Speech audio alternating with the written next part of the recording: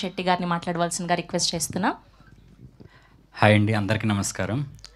ముందుగా cult block buster మన సాయి రాజేష్ గారికి, అలాగే పివిఎన్ఎస్ సురేష్ గారికి హార్టీ కంగ్రాచులేషన్స్ చెప్తున్నాను.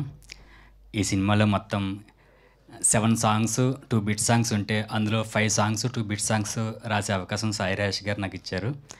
అయితే ఎక్కడో ప్రతి దానికి ఏదో ఒక అవార్డు వస్తూనే ఉంది. ఆ ప్రతి దానికి నేను చాలా హ్యాపీగా ఫీల్ అవుతూనే ఉన్నాను.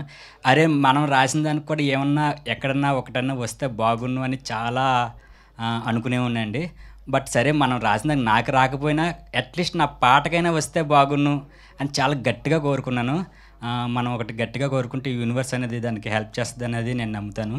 సో ఆ హెల్ప్ ఇప్పుడు నేను రాసిన దానికి పివిఎన్ఎస్ రోహిత్కి వచ్చిందనేది నేను చాలా హ్యాపీగా ఫీల్ అవుతున్నానండి. So I'm very happy. అలాగే నాకు ఈ అవకాశాన్ని ఇచ్చిన సాయి రాజేష్ గారికి, ఎస్కేఎన్ గారికి, అలాగే మా మ్యూజిక్ డైరెక్టర్ విజయ్ బుల్గనన్కి చాలా స్పెషల్ థ్యాంక్స్ చెప్పుకుంటున్నాను. అసలు ఎన్ని థ్యాంక్స్లు చెప్పినా చాలా తక్కువే. ఎందుకంటే నేషనల్ అవార్డు అనేది మామూలు కాదు.